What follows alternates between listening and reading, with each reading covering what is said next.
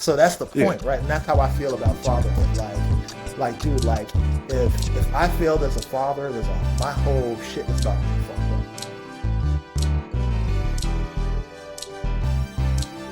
up. Welcome to Father Time with De'Meco and Blair, a place where we discuss. Oh my God, Blair, take the intro. All right, here we go. Jesus Christ, I was rehearsing this all way too much. Day today. It's not that serious, my nigga. Too much. Bring the relief. I was like, nigga, it's not that hard. I got you. Here we go. All right, here we go. How not Bronco. What's cracking, everybody? Welcome back to Father Time with De'Meco and Blair Place, where we talk about balancing fatherhood, relationships, careers, and passions. I am Blair. That's De'Meco. And today's guest, De'Meco, who do we have? All right, we got a father, husband, and runner whose content single-handedly hooked me into running. The way that he is talking about intentionally using cannabis was the huge selling point because it was during a time when I wanted to be more mindful in that. So shout out our guy from the East Coast, Dre. Appreciate you being on the show. Appreciate you guys having me. Yes, sir. It was good. Man, I'm just glad we got through that intro. God yeah, damn, let's get right into it. So Dre, Dre, let's get right into it. So we normally have a staple question that we ask everybody. Two of them, but the first one that I always love to ask people is, this is the setup, this is the alley-oop. Who are your top 5 fictional fathers? All right, so at the top spot, and I just put this in a post the other day, it's got to be Furious Styles, right? Boys in the Hood, Lawrence Fishburne's character. Like, as a kid, an adolescent, 13-year-old, when that movie came out, how old was I? No, let's say 14, 15 or whatever. When I saw that character, I was like, that's the dad I'm going to be. Same. Right? That's the dad I'm going to be, right? Because it was like, he ain't take no shit. He was from the hood. He was intelligent. He put his son on game, whether it was women, dealing with the police, whatever it was. He had that whole thing with gentrification. I ain't even that was the first time I even heard that word gentrification, right? Yeah, so, Boys in the Hood, yeah. Shout out John Singleton. So number 2 spot, obviously, big part of my childhood, I got to go with Dr. Huxtable. Obviously Bill Cosby is a separate person, and what he did was what he did, but my childhood was big time The Cosby Show, and it's funny because I grew up in an area where it was a lot of my friends didn't have 2 parents in the household, and it was a couple of my friends that did, their family was on that shit where it was 2 professionals, whatever. So it was that was one thing that was that's probably not the dad I'm gonna be, but just growing up, that was a very big influence. This might surprise y'all, but Papa Pope from Scandal. Okay. Listen, I have not watched. Okay. I have not seen. You haven't Scandal. Okay. Listen. That's Terry Washington's dad, right? Yes. Terry Washington's dad. Okay. That would be the dad I would want it to be in an alternate universe. Yes. There we go. Yes. That's evil dad, right? Yeah. But when you hear his monologues, he's so the shit he was cooking. With fish grease.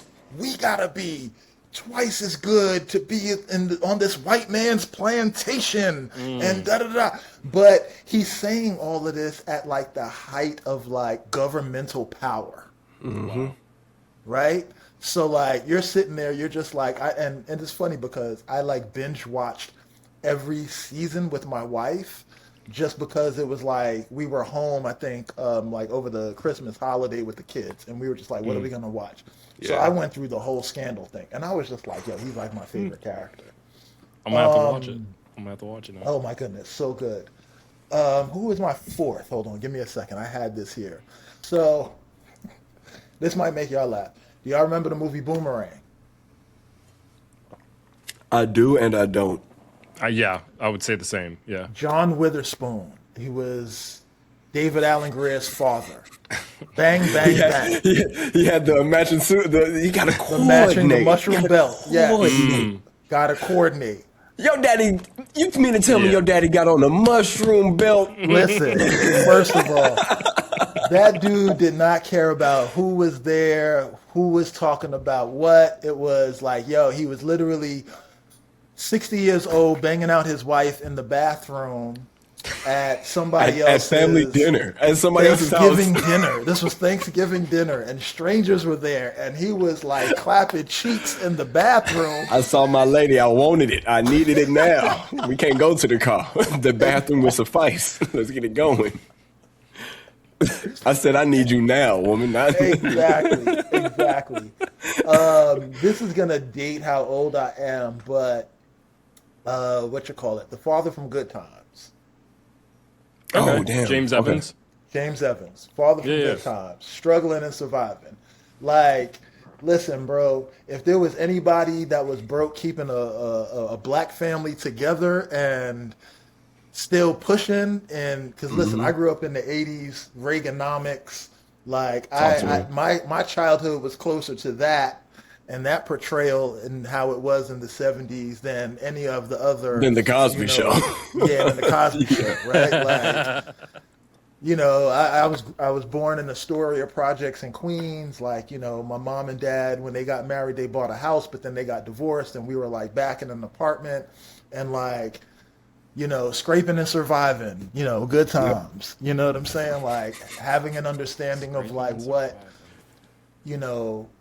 being happy with what you had. You know what I'm saying? Yep. And like finding the joy in the everyday, and like everybody was struggling, but they was together. And we lucky we got them. I mean, we lucky we got them. Good times. And the thing is, when it's an entire project of us, in a sense, it really doesn't even make us feel like we broke. We're just poor for the moment. Because broken is a mindset. We're just poor. We ain't got the money for it. Broken is like when you. No. So that's the thing. I'll say it's the opposite. The poor and the poverty is the mindset. Broke is just temporary. Okay. I'm gonna be broke for a minute, right? Like, it's cool. For a minute. Yeah, that's it. That's it. Yeah. I ain't gonna be poor forever. Mentality. Yeah, poverty is the mentality. Got you. Thank you for doing that for me. I appreciate that, G. Even and then, it's like everybody around them was in the same circumstance, so like they didn't know anything else, so they didn't even think of themselves as anything but normal. You know what I'm saying? And we were all happy for what we had. And if you look at the economics of like the 70s and the 80s of that time, that was everybody. Like, black, white, purple, orange, struggling. Yep. We all were. So, white people, black people, Latinos, it didn't matter. You know what I'm saying? So that's it. Cool. That's a solid top 5. Fictional characters. That's a solid top 5. Hey, I was about to say personal. that's also a very black list, and I gotta say, thank you. Black. Listen, black. Listen, yeah, I was like, that's a black list, brother. And I didn't see no white people as my role models growing up. Talk your shit. Let me take a quick break here from this mountain of laundry that I've got going on here. Shout out to Dre on dropping his top 5 fictional fathers. What a bomb list that he got there. But look, I need to talk to you for a second. We're still a growing channel, and we're building this together. When you hit that subscribe button, you're not just a number. That free click is literal fuel that keeps this engine running. Now, if you're already locked in, don't gatekeep the good vibes. Be the friend that puts the group chat on to the next best thing. Sharing isn't just a favor, it's a flex. Now be sure to stick around, because I've got my own forgotten fictional father that has flown under the radar, especially for us MCU fans. Let's get back to it. So I got a question real quick from my dog, De'Meco. De'Meco. Yes, sir. You already know what it is. What is or who is this week's forgotten fictional father? Because you did throw like 2 people at me, so yeah, I don't know which one you gonna pick. So who you got? So I had 2 in mind, but in honor of our guest being from New York, I'm still gonna keep it in the family as far as MCU, and I'm gonna kind of double down with Dre on a black forgotten fictional father. Talk your shit. I'm thinking Jefferson Davis from Into the Spider-Verse, the Spider-Man Into the Spider-Verse movie. Yes. I actually watched that the other day. Yeah. So today, when I was dropping off Mayari, I actually got emotional thinking about this topic right now, because I was like debating between Jefferson Davis and another character, and the line that Miles' dad says to him, like at the climax of the movie, there's something special inside of you. Like at his lowest moment before becoming Spider-Man, he's like in that dorm room, and he's just like struggling on making that leap of faith, or taking that leap of faith and just leaning into his newfound powers. And his dad just saying, I just noticed something special in you, whatever that meant. And Blair, you can attest to this. This goes back to my number one pick for my fictional fathers, Mufasa. That is a very much a remember who that's a you good are. one. I didn't think about. Yeah. That's a remember who you are moment. I got emotional just thinking about that. I think about me being a dad and wanting to hear that as a son, but also knowing I say that to Mayari every day. Like there will never be a day that my kid won't go by thinking that they're not special or enough. And that's why Jefferson Davis gets the spot this week. Nice. That's a great I thing. tell my kids, when they were like younger and like as they're growing up, and like I'll still do it every once in a while now, but like they'll do something like wild, and I'll just be like, "Who's the genius?" And they be like, "I am." Like, damn who's right. the genius? Hell Who's the yeah. genius? Own that and claim it. Yeah, Hell yeah. right? I love It's that. like- I love that. Yeah. I'm actually struggling with that. This is off topic, but I'm struggling with that with my wife now. Like my daughter, she's only 3, and so she's at that stage where she almost wants to still be called a baby. And in my head, thinking about when I was a kid, I was like, and hearing people say like, if you say something to somebody long enough, they start to believe it. So like, if your parents told you, "Hey, you being stupid," they tell you that long enough, you start to think that. But then I see it on the flip side. I was like, but then she could also have that I'll show you mentality, that I'm going to prove you wrong mentality of, no, I'm not a baby. I can do this because I'm not a baby. That whole mindset. And I was having that conversation with my wife. I was like, telling my daughter that she's still a baby gets her to put her shoes on faster or get in the car faster. But I'm like, the psychological part of it in my head, I'm like, but I don't want her to believe that she's a baby. No, so what I do for Goose is buttons, though, and that's a good thing. yeah. See how I had it for Goose was because I used to say like, oh man, you're so little. She's like, no, I'm a big girl. I'm like, no, you are a big girl, but like to daddy, you're always gonna be my baby. Like I held you on my chest, and your daddy is 6'2". You are little, nigga. Like no matter how tall you get, nigga, you still little. What are you talking about? But like for her, I tell her now like, no matter what, dog, like you're always daddy's baby. I know you 10, you about to hit your little prepubescent, like preteen, you trying to get your swag on, like, but no matter where you go, you are still daddy's baby. And that's why I pick you up. And like I think it's like knee-jerk reaction because I was at the movie theater with we all went to go see the new Mario movie, and I was like picking her up before we left, and or like to give her a hug. And she was like talking to her mom, and she just like bounced and jumped up. Her mom was like, without even thinking, she's just like prone to jumping in your arms. Like you just put your arms out and your daughter jumps into your arms, kind of like that video you had with Mjolnir coming back to to Thor.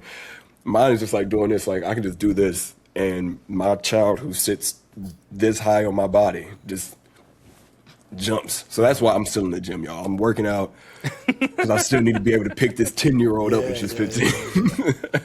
Dre, we talked about it at the top of the show. You are right before running the Jersey City marathon. Yeah, congrats.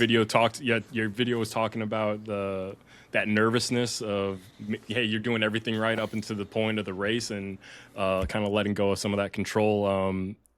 I guess I got a couple questions about that marathon training process, but I guess what's the thing you're most excited about accomplishing on Sunday? To be honest, like a real big accomplishment is just getting to Sunday, like getting through another training block, right? Like another 4 months, and especially after the winter we had on the East Coast, it's really an accomplishment. Like, it got colder earlier here. Like I believe like from like December 1st on, it was just like in the teens consistently, right? So whereas, sometimes like you'd work your way to gradual cold, and then just like the snow and just like the blizzards that we had is just crazy. But, listen, man, this is marathon number 12, and I'm thankful I get to run this one. And I feel like it's crazy because although I do have the anxiety, like I've had like a really good training block. So like I was just telling somebody just now, like I feel about as good as I've ever felt going into a marathon, and I feel like I'm peaking at the right time in terms of like just how I feel in my fitness. And it's crazy because I was having a conversation with my coach the other day, and I noticed something that he had done differently in my training this time, which was, you know, for the last maybe four of them, it was like I was getting a lot of 20-mile runs right before the marathon. And I was usually like dragging my ass to the marathon. I'd feel like worn down or whatever. Yeah. But this time he kind of front loaded in the beginning all of these 20s so that I would be fresher going into this race. So I wouldn't be like, so like it was like less miles but focused on speed. So it was like I don't feel beat up. Like my body doesn't feel like I ran, 20 miles 3 weeks in a row on Saturdays and just, whatever. So, you know, like I said, getting there feeling like this is a really big accomplishment for me. And just, I was talking to someone who's running the half to this race, and we were both just kind of like, it's lined up so well that like sometimes I'm the person that's like, when things are going too good, don't say it. Don't even say it. Like, don't even verbalize it, right? And this is what we were talking about earlier. Like, don't even have that like train of thought where it's like, so just at this point, the only thing I'm worried about is the weather. Yeah, because it's been like 80 degrees here in New York. I don't know where you guys are, but it's been like really warm. Yeah, you guys are in Chicago's gonna be nice. Yeah, I'm in Oregon. Yes. Yeah, he's in Oregon. He's in Oregon. Yeah, so like in New York, like the last 3 days, it's been like 75, 80 degrees. Yeah, and nice. Beautiful. I've enjoyed each one of those days, but it's kind of hot, to be running the damn marathon. But it looks like it's gonna be, like it's gonna drop like 20, 25 degrees for Sunday, and be like perfect, like maybe around 50, 48. So that's perfect. Mm-hmm. Like, listen, sign me up for that. So Yeah. if all I have to do is worry about the weather, I feel like I'm in good shape at that point. You know what I mean? Hell yeah. I think that effort of front loading and then like kind of giving your body and your mind also like kind of tricking it into like just picking up on the speed is going to help out in the race factor, because you won't feel like you're dragging yourself to the start line. Like if anything, you'll be dragging yourself to the finish line. So that's like a way better mindset. Shout out to My Coach. That legs was a feel great fresh. plan. You know what I mean? Like, Yeah, and you're like a feel fighter fresh. now. Like you don't need to be, you don't need to have heavy legs before the big fight. You need to be as fresh as possible. So, 12 marathons is That's crazy. it's a wild number, dog. Yeah. I'm about to do my mean, first 3K or 5K here in Eugene, and then I have a plan of a 5K, another 5K in June. I want to do a 10K, and then either a half or a full. De'Meco and I are going to do the Eugene Marathon out here again. Nice, man. But listen, build up to that half. Listen, it's funny. I've been running for 10 years. I've run 12 marathons, but for like the first 2.5, 3 years, I didn't run any marathons. Like I didn't want to. It was just like half marathon has always been my favorite distance. It's like, it's long enough where you feel like you did some work, but the training doesn't take over your life, right? And like I can sign up for a half marathon late and be like, oh, there's a half marathon. Let me go. Like I'm not going to do that for a marathon. That's such a flex. You know what I mean? That's such a flex. Because I mean, listen, That's how I feel about this 5K though. I'm like, I haven't really trained, bro. Like I can just jump in. I was Right. like the athleticness good. of me growing up, like being a track player, running around playing football, playing hockey, playing basketball, shit like that. Like I can run. Yeah. And I'm just jogging, and I'm not trying to beat anybody. I'm just running to get a finish time, So I'm good. I can wake up hungover and do that shit. Yeah. So So I gotta ask. Like, obviously, you're preparing for the race on Sunday. We know that you're a fan of the cannabis. Do you have a lineup of what you'll be doing pre-race? I'm very. He said that before the question even got answered. yeah. Hell yeah, I Don't do. call Let them me tell you about pre-rolls it. for nothing. No, so I have a little stash. For the first time, I'm gonna really go Gummy-Heavy for this race. But I do have it's funny. I do have some bud that I'm saving for pre-race because there's gonna be a couple of peeps that I know that like we've been doing this pre-race for like the last few years. So like, Yeah. and this is a race where like it's it's very doable, just like how they set up and like the corrals. Like basically, it's like it's a free for all in Jersey City in terms of like before the race. So it's like we'll just like there's like a Staples parking lot that's usually like totally empty where like we'll go behind the Staples and like set up a camera and light up. But I'm gonna keep it light. I'm gonna go a little Gummy-Heavy in the beginning just to kind of like ease my nerves and just whatever. But listen, it's 420 weekend, so Yep. afterwards it's like me and a bunch of people. There's like a dispensary that in Jersey City that's gonna host us, which is like right next door to this diner. So it's gonna be like Perfect setup. perfect setup. And then, on the low, not even on the low, but on the low for everyone else, but for here, the Jersey City Marathon is like really growing, and it's a small marathon, but it's so close to New York City, like right over the Hudson River, where it's like everyone from New York runs this race because it's flat and it's fast. So everyone's trying to get a Boston qualifying time. Oh, Or okay. they're trying to like run their PR, right? Like this is like a race that like, because I don't know if you guys have been to New York or run in New York, it's not flat here. Yeah. It's not, you know what I mean? So it's like, the New York City Marathon is one of the hardest courses. I did not It's know not that. Atlanta, but it's, definitely up there. But, it's like to get a flat race on the East Coast is like very rare. For sure. So, yeah. So For speaking sure. of the Boston Marathon and like qualifications, I kind of like got the gist that might be what you're going for in this race. Yes.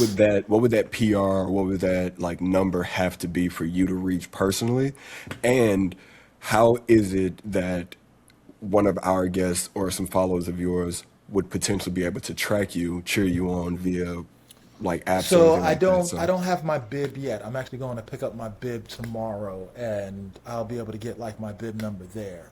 But so not if you guys not sure if you guys are familiar, but basically like there are age ranges that dictate the times for Boston Marathon qualifying, right? So I'm in the 45 to 55 age range.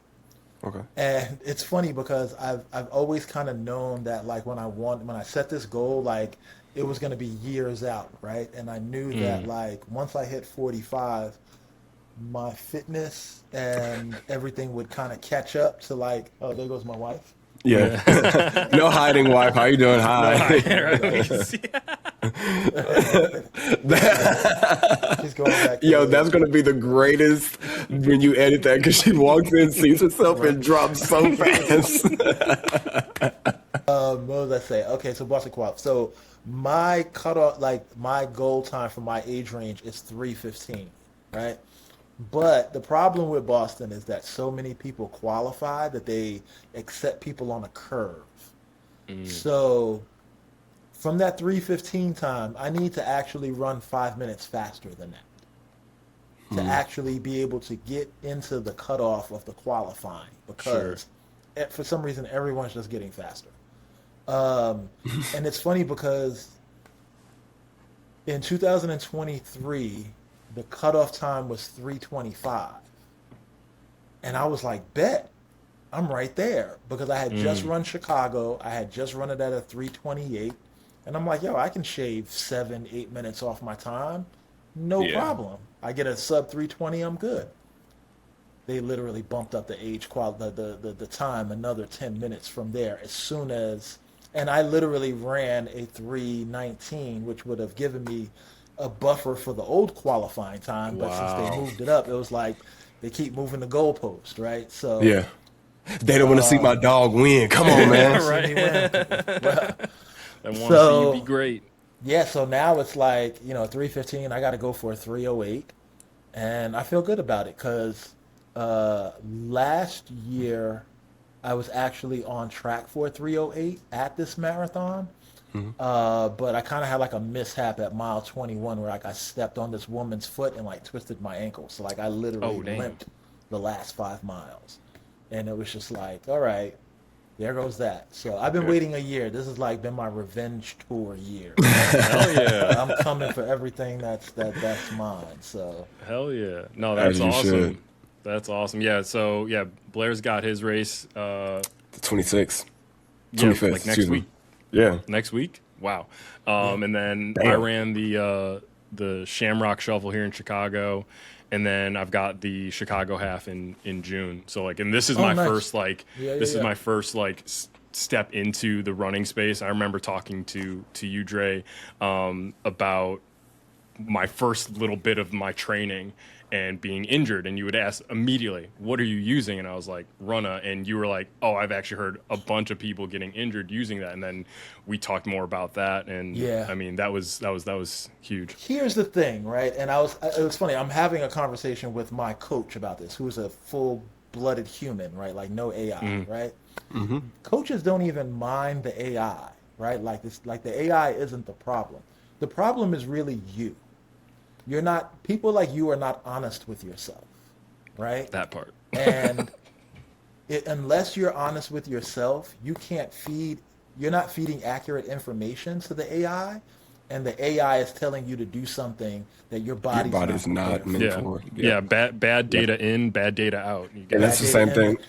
It's the and same that's thing when all you're it at, is. yeah, it's the same thing when you're on a campus, on a college campus. Like day one, you cannot lie to coach. Like you got to be able to tell coach exactly what you can do. You got to let the trainers know what your body's Yep. capable of doing, how flexible you are, because then that entails what your training regimen is. Oh yeah, I can do that, coach. Cool. Then I'm expecting more than an 11 out of you, dog. Like 11 Yeah, shouldn't yeah, even yeah. get like 11's like that's grandpa speed. You should be hitting somewhere near 9.8. And I was like, 9.8? That's world record shit. He was like, you said that you ran a 10.5 when you were in college. And I was Hold like, on, guys. I didn't. Yep. This is my son. Oh, yo, what's going on? Say what's up. That's the chef, right? Hey, That's the chef. Yeah, That's the chef. yo, good stuff. He can't hear you. I have my headset on, but Yeah. you going to bed? All right. Oh, man, the first good night on the pod. I think that's the first good Yeah. night on the pod right Yeah, there, that's a dog. good one right there. 55, Right there. 56 episodes in, we finally got our first good night. Yes, Yeah, Lord. man. No, It's so that like, time for him.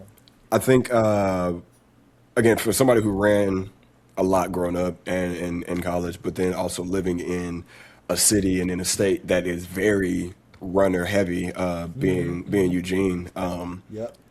like Hayward Field is right over here, and that's where our race starts and finishes. So you start off at Hayward, blitz off from there, you run around the Eugene area, and then you end up getting back to Hayward Stadium. And as you run in, they like say your name and shit. So That's it's dope. like, yeah. So the feeling that I get doing this race is like I'm starting off at what I want to eventually get at in my end goal. So my end goal is to either run like that half or the full marathon here, completing the whole circuit. So like starting off, I'm getting a little taste of what Yeah. like what you got in a sense. Like you caught a runner's bug and like ran with the same thing with D, and like it's really cool to know and to see this community in comparison to the golf community that De'Meco and I originally shared. So with that in mind, I guess like a question I would like to propose is, or like ask, excuse me, I think I'm just saying weird shit at this point because this fucking THC drink is kicking in. Nice. Yeah. So like I know I saw your shit and you were talking about it. So this is a magic number. We had this last time on the pod. This is magic number 250 milligrams, strawberry lemonade flavored. It's a live rosin. So it actually has like THC, CBG, and CBN. So Yeah. it's really damn cool for like relaxing nerves and getting you kind of semi-focused. So I'm fucked up. But my question to you would be, for someone like myself who's like not fully into like the whole complete marathon, half marathon space, what do you see as I guess like golf has its gatekeepers. I've not seen any like gatekeeping style attitude in running. It's all welcoming. Like what do you say can't- to people like with that You attitude? can't gatekeep running. Like either you're for it or you're not, right? Like, golf you can gatekeep because it's like, well, what clubs can you afford what membership can you afford, right? Like, are you playing public courses or are you playing private courses, right? Like, or I have a bunch of friends that are in golf, right? And it's like, I feel like the golf community is very predatory because it's Yes. like they're like, oh, you just started playing golf? You should come with the foursome and bring $1,000 because we want your money. And it's like, bruh, They've like, never played $100 a hole a day in their life, but all of a sudden they met you. Now they want to play $100 a hole. and like the sharks are swirling and the whole thing. And I'm just I've never like, heard anyone describe golf like that, but I see it. it's I see predatory, it. bro. Yeah. It's predatory. Wow. It's predatory. Yeah, running is so much And more welcoming. yeah, no, runners are just because you know what? You want to hear something funny? Running just started being cool. It really. I used to think Okay. runners and like speed walkers were weird people. You couldn't Long pay me to distance run. running. Now it is. Listen, literally since the pandemic ended, running somehow became cool. I always thought it was cool. I feel like I'm a cool dude. I worked in fashion my whole adult life. You can't tell me I'm not cool, right? Like, I used to, listen, I've traveled the world doing fly shit, right? So Talk when your I shit. came into literally when I came into running, I literally was like, all of that shit gets put to the side, right? And like, if you come here out in New York, you'll see me hug and kiss a bunch of people who you would be like, that motherfucker's not cool, right? Like real life shit like that motherfucker's not cool.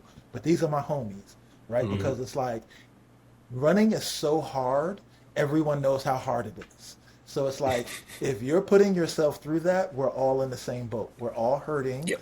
We're all doing the same, like we're all punishing ourselves, at a certain point, right? All some type of sicko. No, because it's, to be honest, like, my first run coach told me this a long time ago. And she said, running is just a process of you getting comfortable with being uncomfortable. That's all it is. Oh, you're running 5Ks now, and then you get comfortable there, then you go to the 10K, and then guess what? You're going to find that between the 5K and the 10K, it's uncomfortable. And then the half marathon.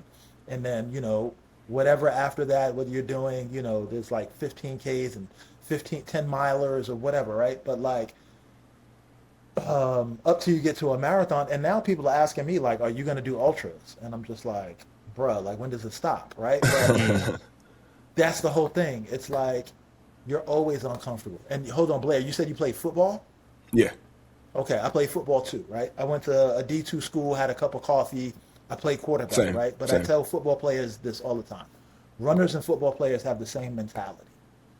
There's just a certain amount of pain that just goes with it, right? Got it. As a football player, you're always hurt, right? Are you injured or are you hurt, right? Because there is a big difference, right? Huge difference, So yeah. it's like, in a sport like football where like the injury rate is 100%, no one ever goes a whole football career from, the time that they start playing all the way without being injured at some point, right? Yeah. So like your mentality is like you play through pain. You block that out. I remember I played quarterback. I remember getting hit so hard that like I blacked out, and when my eyes opened, I thought the stadium was blue because I was looking at the sky. Bro, I've been there. Got hit so hard first day of practice, bro. I got up and I was back in the line working out. I didn't even know that I had got up and moved. Bro, after that play, I literally went under center under my guard. And my guard was like, yo, wrong dude, bro. Go over there. Wrong butt cheeks. Like, Wrong butt cheeks, brother. yeah, like, all right, cool, I'm back. You know what I'm saying? But like, I remember playing in the game and, getting hit in my hands with a helmet and, somebody's face mask just like crushed my, whatever as I'm holding the ball. And it's like, I ain't coming out the game. You know what I mean? No. So like, when I'm running a marathon and like shit starts getting spicy at mile 16, 17, 18, it's like, I've been here before. Like, I put the pain here, right? So it's like, that's why like in running, everyone is welcoming because it's like, really, like, you chose this too? Like, come on Hell in. yeah, bring your ass in. Come on in. You know what I'm saying? And it's wild. It's like, there's this older dude, his name is Victor Moda.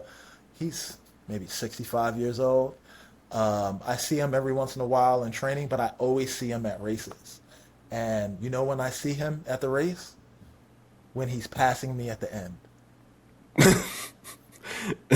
He's got that motor. You start to pull up. He starts He to would push up. literally pat me on the ass and be like, "Dre, good work. I love seeing you out here. I'll see you at the end." And he zooms right by. Oh man. And I'm fast, right?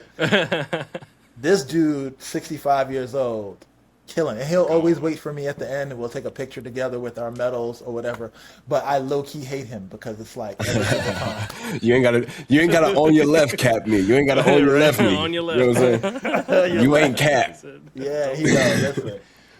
But, you know, the running community, and it's crazy because I just did some content today because, like, I'm looking at trends for 2026, right? And it's like the running clothing companies are actually kind of like creating a divide, Oh shit. right? Okay. You have like a Satisfy, you have Bandit, right? Like Pioneers, like you have all of these cool kid kind of streetwear-ish running brands, right? And it's kind of creating like who has the best clubs, who has the best golf clubs, right? Like There's another one coming down the pipeline, just so you know.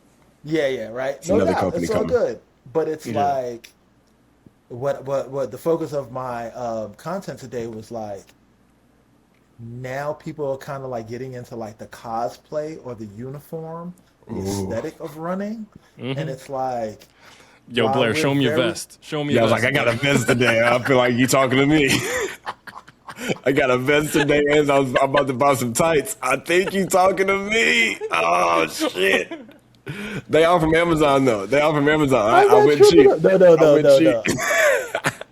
Do I gotta change? Do I gotta change? No. Oh, You shit. good. You good. Hey, when he was saying it, I was over here just like, and the it's cool kid but is it's talking shit, but I like the cool kid. no, but it's like, so like the thing is like, are you like, and it's not even for like you guys are like getting into it and like slowly building up, like that's perfect. But like I see people who are on social media who are influencers first, right? Mm-hmm. And now that they see that running is a lane and it's an aesthetic, Yes. and it's like that's where it's kind of getting sticky because we love to welcome everybody, but I don't know. I think that's the line, right? Like Yeah, it's like has to be a line. Because that line for golf is they didn't want YouTube golfers in. And now you got Jason Kelsey and Kevin Hart at the Masters and they're caddying for people. And people are like, what the Yes, fuck are I they did- doing here? I did. You know what? I did catch a little bit of that chatter, Yeah. and I just thought that was hilarious. Because Yeah. the other thing is, doesn't Tiger Woods have like a league, like an indoor league, Yeah, the TGL. Yeah. right? Yeah. Like that's like the you know what's Ice Cube's basketball league, the 3-on-3 The Big joint? Three? The Big Three. Like how is that any different? You know what I'm saying? Yeah. Like it's kind Ooh, of that's like the fair. Big Three of golf, right? I But fucking love it's this Tiger guy. doing it, so it's like it has to be cool. automatically legitimate. Yeah. But I also think that it's cool because people like me would do that. Like I'm not fucking playing. Listen, I have an uncle who's a golf coach, and I have one of my mentors gave me a set of clubs like 10 years ago, and I go to my uncle and I'm like, yo, like just teach me like the mechanics of the swing, and like we go out to this park, and we're just hitting balls, and I could feel myself getting obsessive. I could feel myself like, oh, my form is off. Like, oh, I bent my elbow. Like, and it was just like, yeah, I don't think I need another thing. Yeah, because this Like- thing takes you over a little bit. And it's like, I'm already into this running thing, and that's expensive enough, and that's time consuming enough. And it's just like, you know what? I literally have the golf clubs still in my basement. They're like 10 years old. They're probably like antiques at this point. But it's like, I can't do it, bro. But yo, listen, the running community is beautiful no matter where you go, right? Like, obviously, there's some like racial shit going on, like we already know what that's about. But for the most part, like runners respect other runners. If they see that you're really like putting in the work and like you're like, it doesn't matter like what pace you're running, everybody loves everybody for the most part. You know what I'm saying? So, Love that. For sure. it's definitely it's definitely interesting. It's an interesting time right now For sure. because OGs like myself are like, are you really in this or? Yeah, you really- gotta test the water. I feel- You gotta test their temperature. I feel like that's what you were asking when you were we'll when you give were you some asking grace. folks. I feel like that's what you were asking when you were asking if folks were running in the snow in the cold weather. Are you really about that life? Well, yes. I feel well, like that's and that's also like a Midwest thing because you're in Chicago, right? Mhm. Like my wife's from Chicago, right? She's born and raised on the South Side, so like, Shout out. Shout out the right? South Side. Hell yeah. She's from the Hunnits, so Shout out Inglewood in the Listen, building, she's baby. she's from the Hunnits, like right off of Halstead and 106. Oh, Okay. she's family. So Yeah. she's right there. Harold's number 72. That's the one we go to. Okay. Yeah, you got the number. Yeah, you really on Yeah, the south listen, you side. gotta know it. Yeah, with the mild sauce. Yep. The bile sauce. Hey. Yep.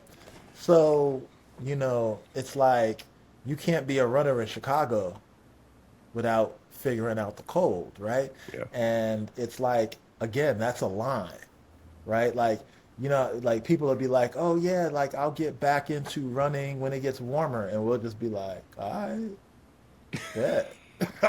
Guess we'll see you then. This is kind of a new thing for me. I've been listening to a metronome to kind of keep a cadence. Yep. And I use that. I've always used that for golf, for tempo. But then I've kind of paired that with someone saying, listen to one song the whole time, kind of finding that rhythm. So I guess my question for the group would be, what's that one song if you're running, let's say your Jersey City Marathon or whatever distance it is, if you had to listen to one song that whole run, what's that song going to be? Let me look. I have this playlist that I made for when I ran Chicago Marathon. And the name of the playlist is called Choosing Violence. And it's literally... Hold on one second. Let me pull up this playlist. I got mine off the rip. It would be C Murder featuring Snoop Dogg. Fuck them other niggas. That's a good one. That's a good one. just cause the song is like more of a militaristic cadence style. Dun, dun, dun, dun, dun, dun, dun, dun, So dun, for dun, me, dun, so I'll it take would that. be Till I Collapse, Eminem and Nate Dogg. That's a good That was one. the first song. That's a that was the great one. first song that I remember listening to that put me in a mindset for golf that I was just very like methodical through it. That would Yeah. probably be something I would listen to on repeat for sure. All right, so Fuck with that. I would have to say Put It On, Jeezy and Kanye, Yes, sir. right? That right there, I don't know what it is. It's not even like a high tempo song, but that It's tough. yeah, it gets my battery going, right? And then I'm gonna write these down. Lose Yourself, Eminem. For sure. Like- yeah, without a doubt. You yeah. know what I'm saying? Like Yeah. that's probably like my pre-run before a race, like and then I would probably say a close third would probably be 50 Cent's If I Can't If I can't Do do It, it, homie, it can't be done. Hey, Let yes, the sir. champagne bottle pop. Champagne I'ma bottle take pop. it to the I'll top. Show us I'ma make you hot, baby. baby. Yeah. But I would like to ask, out of this two-parter, what does running mean to you? It's funny because I could probably answer that question a lot better when I started running, but I've kind of gotten to the point where it's just like a part of like who I am. Like even if I wasn't running races, I'd still be running every day. Like it's kind of to the point where it's like it's just what I do. And there's nothing better I like doing than going out for like a run of like 5 to 7 miles. Like that's like my favorite, like my sweet spot of like how I will feel good to start the day. You know what I mean? Like, on my birthday, like the first day I get up at like the crack ass of dawn and like get my run in and like just like watch the sunrise like on my birthday. It's like, oh, okay. Like, and it's like that's awesome. you know what I'm saying? It's like That's kind of sick, to be honest. That's kind of awesome. it's funny I because might have to do that this year. I started doing exactly. that. I started doing that when I was in college from a Nas song from his first album, where it's like, I woke up on my born day, watched the sun, you know what I mean? Like the sun coming up was a blessing, you know. And it was just like, yo, I used to just get up early and just be like, yo, I want to watch the sunrise on my birthday. Like I want to see the day start. You know what I'm saying? And then go off and go do whatever. So like that's transitioned into me getting up early on my birthday, watching the sunrise, and then going for a run as the sun's coming up. So it's like, you know, it's hard to explain. It's just like I don't even think about it anymore. It's like my wife doesn't even think about it anymore. Like my kids don't even think about it anymore. Like my kids will wake up on a Saturday and I'm not there, and they know Dad's out for a run. Like he'll be back, and you know what I mean. Like we'll see him when he gets back, and like it just is what it is. So it's like running definitely is life. You know, that's just it, like I don't even think I could like want to or even separate it. This it's a funny thing. It's like, you know, I don't running is like you said, like it's just something that like that's just a part of me at this point. Like I can't even I've already kind of gone through all of my whys. Like why I started. Like the first thing that really got me was that my goal was to be an active grandfather. Like that was my first thing, because I smoked cigarettes for like 8-9 years of my life. Like there was a time I partied a lot, and what got me to really start running was I wanted to stop smoking cigarettes. Like I just realized that like I had a son who was like 18 months old at the time. You just saw him, he's 12, and it was just like me smoking cigarettes isn't sustainable. Yeah. Like this is wild. Great right? switch up. Like Yeah. And I just remember like I took a drag of a cigarette one time and it like felt like death in my lungs, and it was just like, all right, we got to stop it. So I just was like, you know what, running will help me sweat out the nicotine. So I signed up for a half marathon. I gave myself 6 months, and I just ran by myself. And I remember like going online and like going to like runnersworld.com and just like downloading like just like a really generic training plan, and that's what it was, and that's how I started. And like once I kicked the cigarettes, I felt very proud of myself, and then it was like along the way it was like, oh, this shit feels really good. Like, and then I get to the race. It was my first race, and then I find out that New York has like 100 running crews. Like I just discovered it, and it's like, oh, this is really, really dope. And then I got hooked on racing, and you know, so here we are 10 years later. So boom. Hell I yeah. love that, dog. That's awesome. That's awesome. Well, Dre, before we let you go, I want to close it out on a fatherhood note. Yep. And ask you, what does fatherhood mean to you? Wow. So it's really weird, not weird, but like I try to kind of take this approach of like, yes, I'm the dad and I'm the leader and I'm teaching them something, and it's my job to like protect them and care for them and teach them and all of that. But I've always kind of taken this attitude that like we're all going through life at the same time, right? And my role right now is this, and at some point that's going to be your role. So like my job is to get you prepared to take over everything that we're doing, whatever that is, right? Like I have two of my brothers who passed away in 2021, and they were older than me, right? And one of them, my brother Phil, was like the leader of our family, right? And my dad comes over to me one day and he's like, you know, like we had just we're at the repast for one of my brother's funerals, and he looked at me and he goes, "You're the leader of the family." And it's like, my job is to get them ready so that I can be like, yo, you're the leader of the family.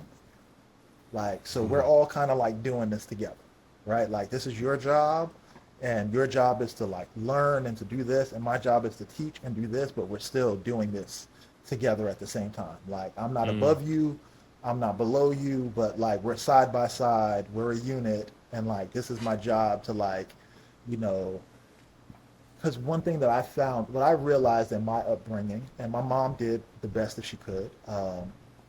My dad was around, but wasn't around. Like, he wasn't a deadbeat, but like there was just a whole bunch of friction, right? So it's like he would disappear for a while. But like I kind of realized as I was growing up that like my mom was raising me and preparing me for a world that didn't even exist as she was doing this, right? So like, I don't ever want to sit there and tell my kids like, you need to do this and you need to do, because bro, this shit ain't gonna exist in 5 years, especially with the way shit is going right now, right? Like, Yeah. so we're kind of all in this space at the same time together. We have our roles, and my role as a dad, right, obviously as protector, teacher, provider, but how do I get them to take over and play their roles as this whole family unit goes, right? Because like I got my mom now, right? Like, and my dad is still around, and like I'm caretaking for them as much as they'll allow it. But it's like, you know, a friend of mine, I don't know, have you guys heard of the brand, the Brooklyn Circus? I have not. No. Look it up. It's picture like a black-owned Ralph Lauren, right? They've been around for 10 years here in Brooklyn. Like, you'll love them. Just look them up. You'll love them. They had this thing that I loved. It was called the 100-year plan. And the beauty about the 100-year plan is that you're planning for a world that you're not going to live to see, right? So like when my boy came up with that, I was like, yo, this is perfect. This is like the perfect metaphor for fatherhood, right? Like, For sure. you have to get your kids and your family ready for a world that you won't even live in. So like that's my exactly job, it. and that's why I feel like fatherhood is like, you know, like remember, you know, we talk about fictional fathers, like, you know, the Black Panther, when the dad died, right, and it was time for T'Challa, and it was just like, Yeah. you know, the ancestral plane, but you know, these are the people that came before you, but yo, it's your time. Do you think that I failed as a father? Yeah. Because Yeah. if I mean I didn't do all that work for nothing. Do you think that I failed as a You father? think that I failed you made as a you father. this way. So that's the Yeah. point, right? And that's how I feel about fatherhood. Like, dude, like if I failed as a father, my whole shit is about to be fucked up. Because Yeah, like, I cannot rest easy. yes, Yeah. because you saw that That part. boy that came in here. He's the last Pabon. He's the last male Pabon, right? So You got to do it right. that's the end of That's it, your right? T'Challa. Like, I gotta pass That's that your name. That's T'Challa. my guy, right? So it's like, I'm preparing my kids for a world that I'll never see, and I just hope that I do a good job. We're all doing this together. My kids teach me as much as I try to teach them, because, you know, I was watching something the other day where it's talking about, remember they were always talking about learn how to code, and if you have a job coding, who the fuck codes now, right? Yeah. So like, we as parents could be like, oh, my son's gonna do this, and my son's gonna do. It's like, yo, bro, like, chill. Like, that shit might not even exist in 5. It's like, that's not. Yeah, shit might not even Right. pop. Might Yeah. not even be the thing. Yeah. Might not even be a thing. Shit might not even exist. Right. That part. Listen, I have friends that they used to make. You know how much they used to make? Like 10 grand, 20 grand a month building websites. And now you can just go to You can do that on your square.com phone. and get it Yeah, on just your do Fuck Square.com, dude. I From can your go phone. to Claude. I can have Claude fucking vibe code me a website Yeah. in fucking 30 seconds, bro. I can tell him Yep. what I want the website to look like. I can tell him, like, yo, go to Nike.com and read their code and give me all of their functionality. Like, you can just do it yourself, and it'll be done in 10 minutes. Dude, I just needs IT anymore? I just did a newsletter in like 5 seconds. I gave Claude the prompts, and it was just like, shit might not exist, bro. That's it. So it's like, yo, like, what if, you know, the way my mom would be like, oh, you know, my mom wanted me to be a lawyer, which is probably looking back would have been a great idea, but it's like, you know, here's another perfect example. Okay, there's a book called the gardener and the gardener and the carpenter, right? And this woman proposes that there are 2 types of parents, the gardener and the carpenter. And the carpenter says, I have these tools and I have this wood, and as long as I have these tools, I can fashion this block of wood to be whatever I want it to be, right? So like, think about West Indian parents that are like education, or, you know, as long as I get my kid into school and he's an engineer and da-da-da. lawyer, doctor, Lawyer, engineer. doctor, whatever, right? So that's one style. And then the other style is the gardener. And it's like, what does the gardener do? The gardener tends the soil. The gardener makes sure that there's water and gives it space for light. And whatever happens and whatever grows from that, it is what it is. But I tended the soil. I made sure that everything around what I planted was taken care of. And however this I did everything right. grew, that's on God. I did my job. So like I try to think of myself as the garden parent. Like I like that thought. you know what I'm I saying? like that thought Like, very I'm not much. I'm not gonna take a tool and be like, yo, my son's gonna be this or my daughter's gonna be that. Has to be or, this. You know what I'm saying? It's like, listen, dude, Yeah. I protected the space, I tended the soil, I watered the plant, I gave it food. What is God? What else did God put me here for? And that's it. So, That And if I mean, did that, I've done enough. what did That's T'Challa's it. dad say? Did I make a mistake? in Did raising I you? fail you? Did I fail Yeah, you? did I make a mistake? Yeah, let's talk that. That's it. So, So, with all that being said, guys, we genuinely appreciate Dre for being on, like thank you taking the guys for time to having be me. here with Appreciate us. you guys. Yeah, for sure. Always, man. So make sure that you guys tap in. We will have a special clip out to showcase Dre once he gives us the bib number. We will let you guys know Yep. Hell yeah. as soon as possible. So hopefully, you guys will be listening to this. So hopefully you already listened and watched and tuned in and gave him all his congratulations. So we'll say now, congratulations on the race, man. Thank you, brother. Can't wait to talk to you afterwards. But Yep. for myself and for De'Meco, for our guest Dre, I am your play partner, host of Motion Country Cousin Blair, aka Sir Winnie. That's my brother De'Meco. We love y'all. Make sure you tell somebody you love them. Peace. Peace, y'all. Come and take a look behind the scenes. See who been a father, superhero every day. I'm on the grind. I won't never ever take a day off. Everything I do is gonna pay all your little father time with me, with me, with me. You should try your little father time with me, with me, with me.